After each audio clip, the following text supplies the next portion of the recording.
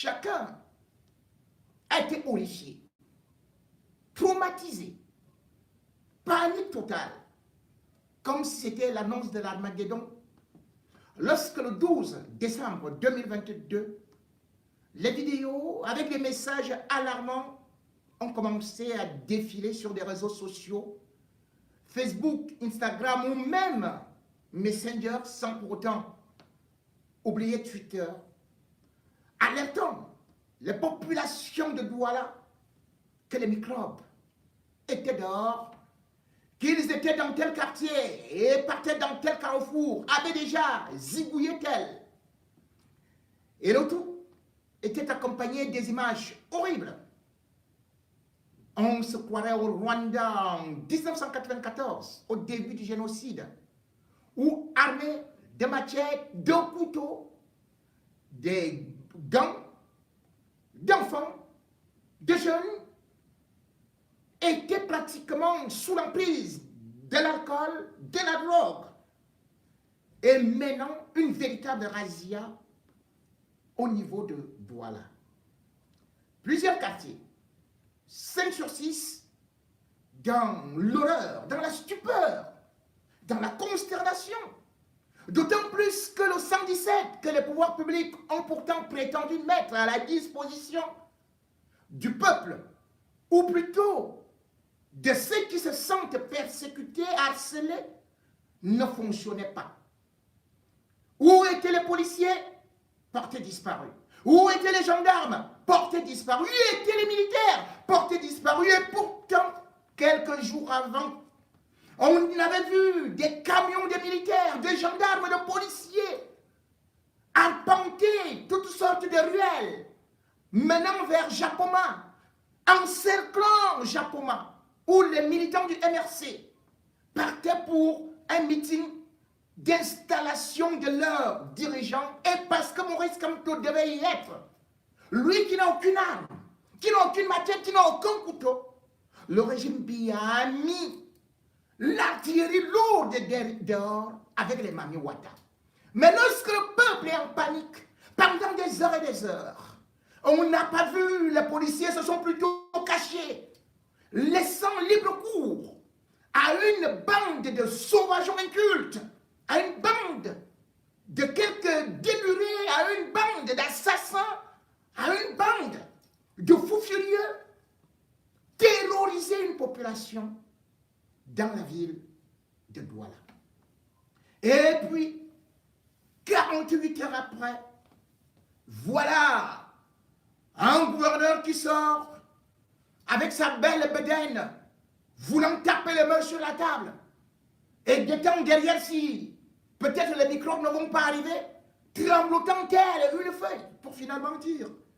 Il a pris des mesures pour essayer d'interrompre cela.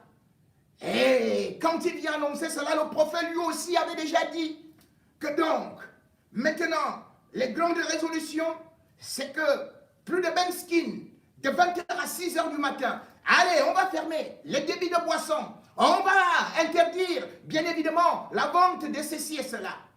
Et celui-là, comme il faut toujours tourner autour des opposants, et il vient donc dire, monsieur le gouverneur, face à l'horreur, que non, ce sont les fake news, c'est de la manipulation, ce sont les gens qui veulent déstabiliser le pays pour des desseins politiques. Ils trouvent que ce sont les colporteurs de fausses nouvelles qui ont distillé cette information des microbes pour faire la peur, pour créer la psychose, c'est le terme qu'il a utilisé, afin de déstabiliser Douala. Voilà donc le remède que le gouvernement camerounais trouve face à une telle situation. Si c'était Maurice Kamto, comme je le dis, Atangandji serait déjà sorti depuis. Il aurait fait 250 déclarations. Il aurait bandé des muscles. Il aurait sorti toutes sortes de proverbes pour menacer. Et il aurait dit comment est-ce qu'il allait venir avec ses véhicules. Tantôt Anaconda, tantôt c'est Mami Wata. Mais là, à Douala, on ne peut pas endiguer cela. Et pourquoi? Parce que juste Douala, tout comme Yaoundé, n'est que le reflet de l'échec du régime Biya en 40 ans. Douala, c'est le dépotoir. Douala, c'est le quartier de l'insécurité. Douala, c'est l'une des villes les plus invivables au monde. Oui, c'est pas moi qui le dis. Puisque non seulement BBC avait déjà eu à le dire, mais surtout des économistes. Le journal anglais avait déjà fait un classement des villes les plus invivables du monde. La ville de Douala était classée 132e sur 140.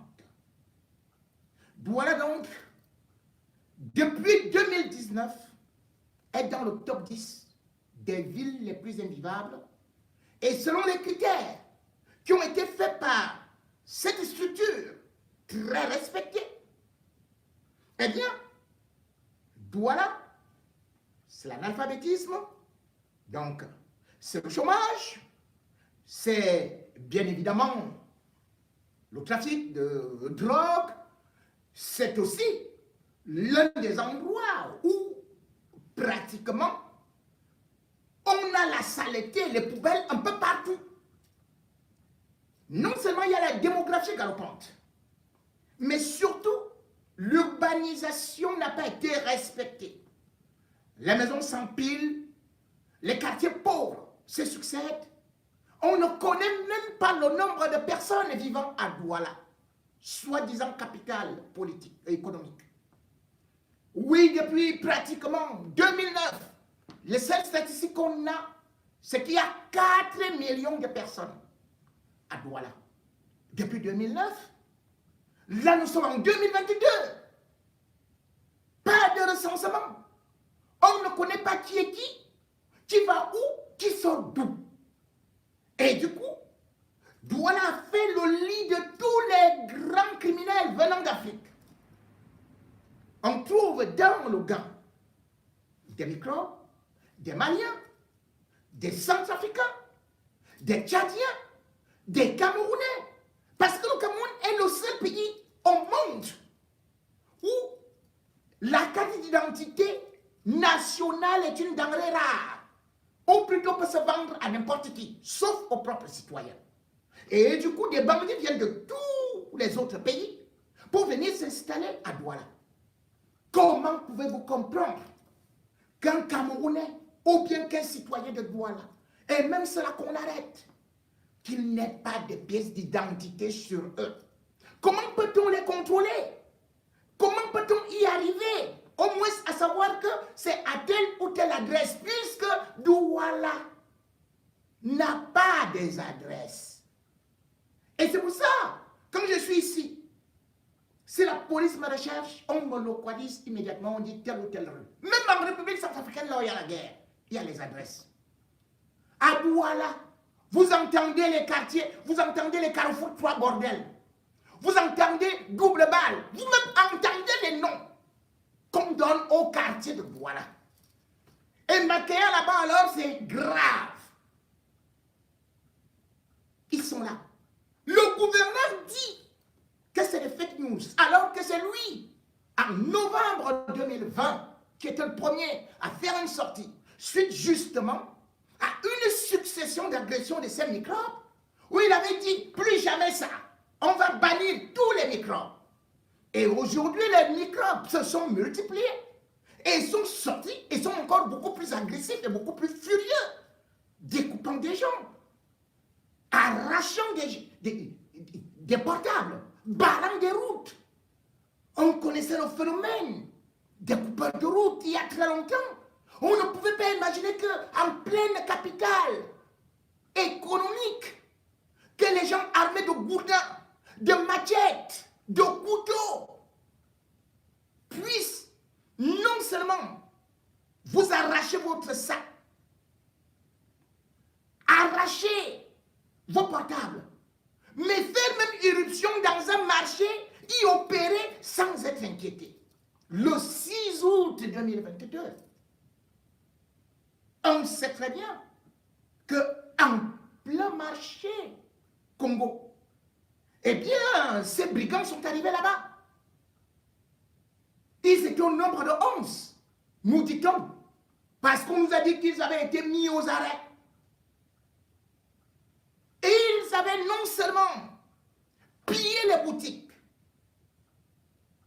blessé des individus, saccagé, arraché les ordinateurs, mais surtout la police n'était pas intervenue. Ce n'est que par la suite qu'on nous a dit que, le voilà, on a essayé de les prendre. Et le phénomène ne s'arrête pas à Douala. Le problème, c'est qu'à Yaoundé, on le voit également. Puisque, en septembre dernier, 8 microbes ont été interpellés en plein Yaoundé. Oh, 6 opérés depuis. Les microbes.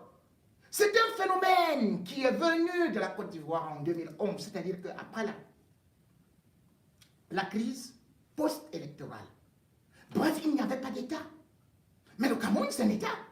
Ces microbes, c'était des jeunes qui sont partis d'Abobo et qui avaient entre 8 ans et 13 ans et 17 ans. Mais ces phénomènes aujourd'hui sont rarissimes en Côte d'Ivoire, à Abidjan. Mais au Cameroun, on a trouvé que puisque c'est un no man's land, comme justement les institutions internationales nous qualifient, tout ce monde aujourd'hui a trouvé que le terreau est fertile au Cameroun.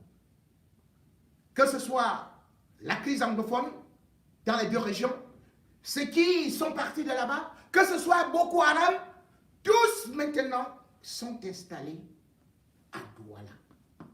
Douala, non seulement est dans le dépotoir aussi des drogues, mais surtout un endroit quand même qui montre que le régime a échoué dans toutes ses missions.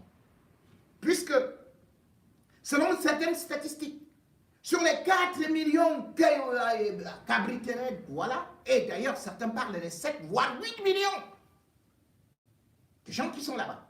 Prenons tout simplement les dernières statistiques, celles que nous sont fournies par la Banque mondiale, même pas par les autorités camerounaises.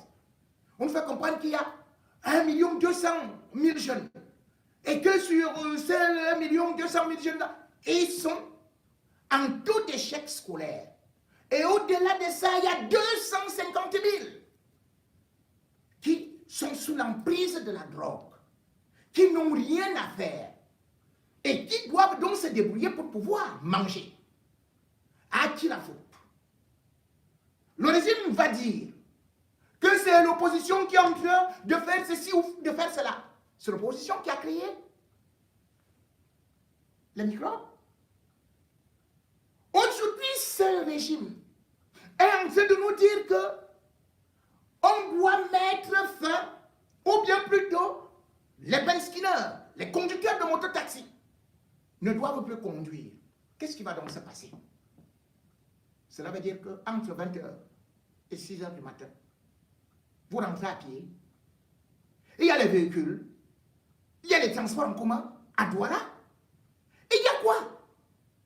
Donc, ils exposent même encore les populations, puisque quand tu rentres de ton travail, avec les bouchons et tout, et finalement tu ne trouves pas de moto, tu rentres chez toi à pied, à la merci des microbes. Au lieu de résoudre le problème, il l'aggrave plutôt. Soyons sérieux. Aujourd'hui, le régime Biya découvre le phénomène des benzineurs. Tiens, ils sont devenus les ennemis publics. Vous le savez, lorsqu'il y avait bien OTS pour casser les enseignants, le régime Biya est passé par les benzineurs pour leur dire allez casser les enseignants. On les utilise comme ça. Le régime Biya accuse les microbes qui seraient tombés du ciel. Mais qui a provoqué cet échec? Mais c'est ce régime où le chômage est on ne peut plus élevé. Le taux d'échec scolaire, Parce que pour aller au lycée, il faut payer chez le proviseur, chez le censeur, chez tel. Et même quand on sort de ce lycée, on arrive au quartier, on n'a pas de boulot. Leurs enfants sont dans des grandes écoles. Et puis les autres, on dit que vous pouvez devenir policier ou militaire, mais pourvu que vous payez. Et les autres, qu'est-ce qu'ils font? Ils sont donc en échec scolaire parce que, ou professionnel, parce que leurs parents n'ont pas de moyens pour payer. Et pourquoi leurs parents n'ont pas de moyens? Oh oui, beaucoup vont dire que non, c'est parce qu'ils ne veulent pas travailler. Oubliant que ces parents-là travaillaient avant l'arrivée de Paul Biya au pouvoir. Quand Paul Biya arrive au pouvoir, il va détruire les emplois en fermant 48 sociétés d'État et en jetant dehors 48 000 Camerounais, donc des chefs de famille. On va les appeler les déflaqués. Paul Biya, le 4 novembre 1988, va dire que tous ceux qui ont été déflaqués, c'est comme ça qu'on appelait ça, ils vont recevoir une subvention pour pouvoir se réorienter, pouvoir élever leur famille. Il a fallu attendre 2007, lorsque ces déflaqués avaient déjà constaté que beaucoup étaient morts dans des quartiers. Ils ont commencé à marcher. C'est là où on a dit, on a envoyé le dossier au Premier ministère. Le Premier ministère va envoyer au ministère des Finances pour voir si on peut vous donner de l'argent. Vous vous rendez compte? Mais il avait trouvé des sociétés qui embauchaient des Camerounais, qui faisaient que chaque famille vive bien. Il n'y avait pas de microbes parce qu'on avait le Sénadi, on avait le Fonader, on avait le Fogapé, on avait des sociétés comme... Je ne parle même pas des consorts, la Sodicao, la Sodicafé, toutes ces sociétés, Mageni, la Sotuc et consorts, toutes ces sociétés ont fermé, jetant donc des familles dans le dénuement. Et comment ils peuvent faire pour leurs enfants? Rien du tout. À part vendre de l'eau, plus rien. Et puis c'est encore le régime Biya qui a détruit ce que Adidjo avait laissé pour qu'il y ait une ville. Il faut au moins les transports en commun. À l'époque, Adidjo avait laissé la Sotuc, qu'il avait créée en 1973. Et à cette époque-là, je crois d'ailleurs que comment on l'appelait, Dakone Gaïsala. Il était directeur général adjoint jusqu'en 1975. Puis il est devenu DG. De 1975 jusqu'en 1984, Paul Biya est au pouvoir. La Sotuc avait des bus. Que ce soit Yaoundé, Douala et tout ça. C'est en 1994 que suite au détournement, la Sotuc tombe en faillite. Paul Biya demande la liquidation en 1995. On nous dit que avec cette liquidation-là, on va créer encore une autre société qui aura ceci, qui aura cela et tout. En 2006, on nous a annoncé que les tramways allaient arriver à Yaoundé et Douala. En 2016, on a recommencé avec le tramway.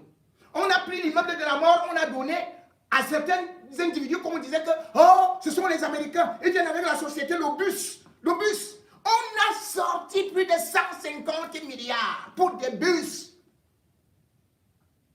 Où sont ces bus? Tout ça, ils ont tout volé.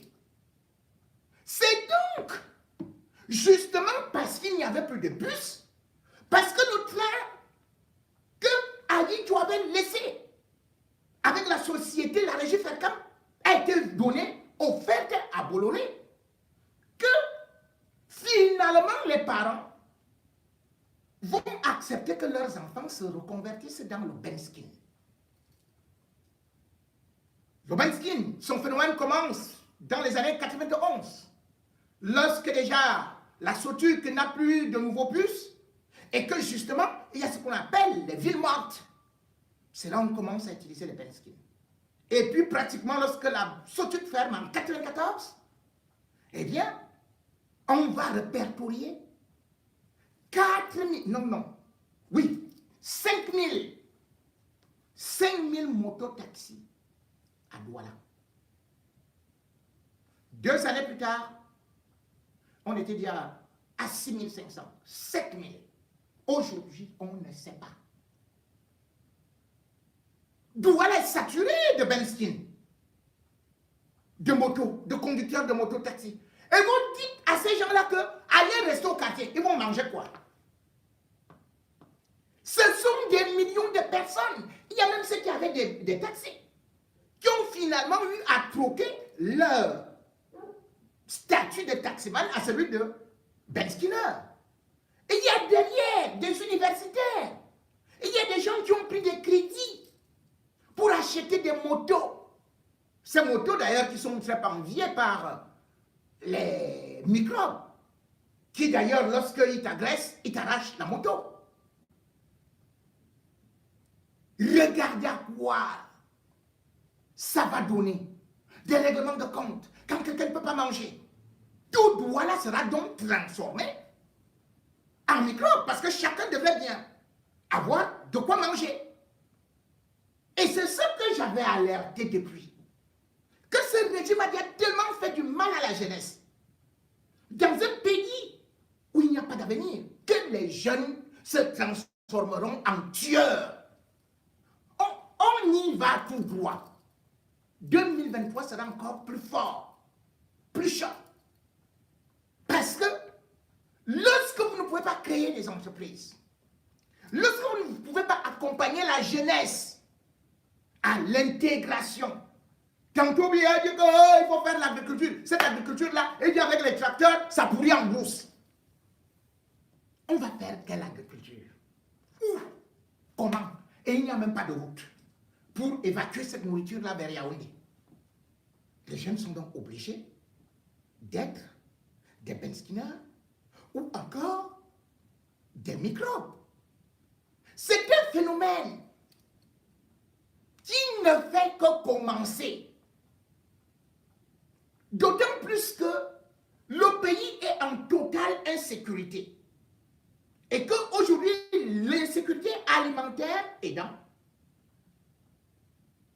les salaires ne pouvant plus permettre qu'on puisse manger, eh bien chacun va chercher à s'acheter une machette, à s'acheter un couteau. Ce sera pire que la Sicile. Ce sera pire que ce qu'on voyait dans des films Texas.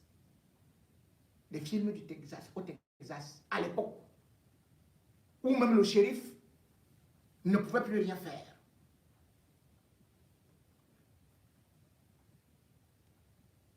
Le Cameroun aujourd'hui, non seulement donc est en guerre, il y a ce phénomène de ce qu'on peut appeler les microbes, qui va encore aggraver la situation sécuritaire.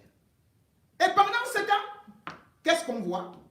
Non seulement les chefs de terre ne prennent pas cela comme un véritable problème qui est en train d'arriver là et qui va s'aggraver, mais aussi celui qui est supposé être leur Dieu, le voilà qui s'en va aux États-Unis.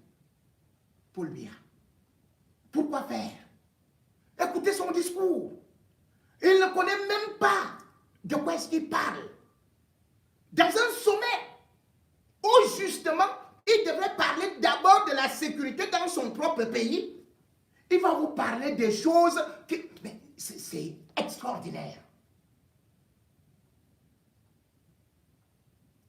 Paul Biya, aujourd'hui donc, lui qui est parti déclarer la guerre dans les régions anglophones. Et comme je disais, c'est un pays. Il n'y a pas de frontière que ça ne va pas traverser.